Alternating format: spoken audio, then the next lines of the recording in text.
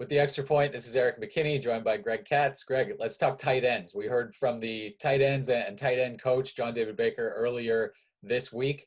Your expectation for the tight ends, a lot was made about last year, kind of 15 total catches from the position. A lot of attention shifted to Drake London as sort of this hybrid wide receiver tight end. What are we expecting from that group, the tight ends, this year?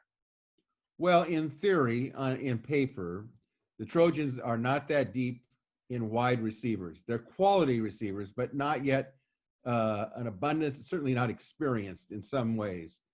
That being said, a lot of the big wide receivers are really tight ends split.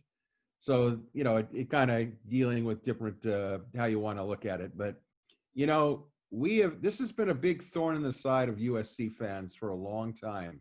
This idea, do we throw to we haven't seen him really throw to tight end since the days of Daniel Imortabebe, okay? And he's not with us any longer.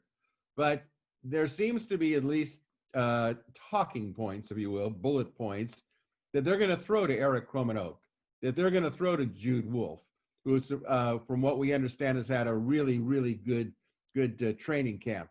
And I'm talking specifically about Jude Wolfe now. But you know what? Seeing is believing.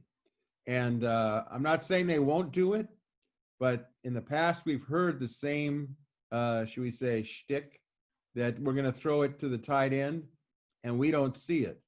Now, how much the tight end is going to be needed to pass block and help out, Keaton Slovis, we don't know. But let's hope, for the sake of diversity, that whatever they say is going to happen. Now they have a tight end coach in John, David Baker, and he is saying that you have to prove that your worth is on the field. Okay, that if we put you, you're going to do something when you're on there. Well, I would even say this: if you're going to put them on there, throw to them. Okay, because it'll make everyone's job a lot faster, a lot better, and they'll be more potent.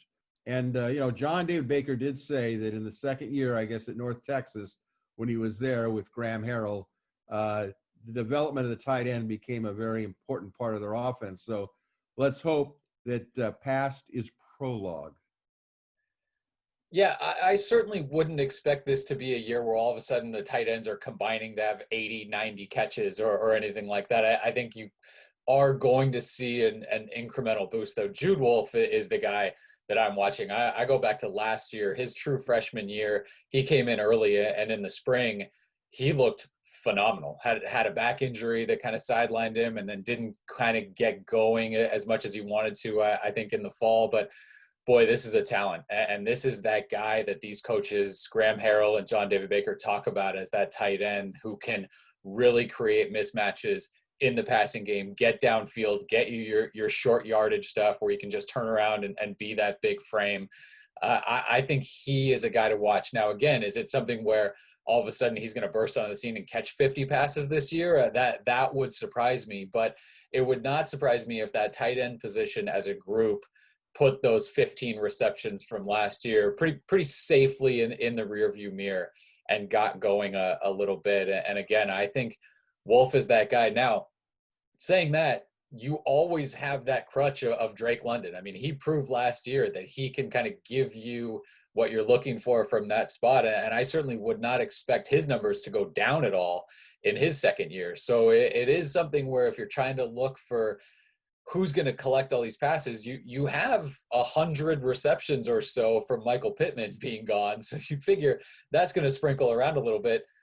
Now, when you're looking at wide receivers, you've got a Brew McCoy who's coming in, and John Jackson III, and even a couple true freshmen, and none of them caught passes last year. So they're going to catch a few.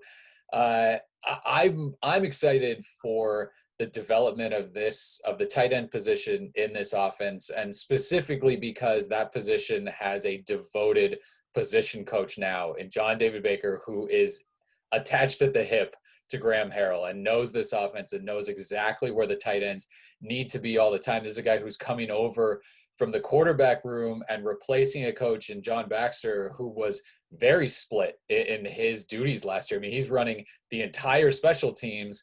Oh, and then also having to coach tight ends. I mean, I can't imagine how much time he could actually devote to the tight end. So I think getting a devoted position coach who has an absolute lockdown understanding of this offense, getting a healthy year, hopefully full year from Jude Wolf, and then Erik Kromenhoek another year. And Josh Follow, we've heard kind of coming along, taking a little bit of time, kind of getting into that playing shape. But there are a few guys there, and I think this is something where you could kind of spring that tight end position on opposing defenses who probably aren't ready for it, because you've got an Amon-Ra St. Brown, Tyler Vaughns, Drake London, those wide receivers out on the outside.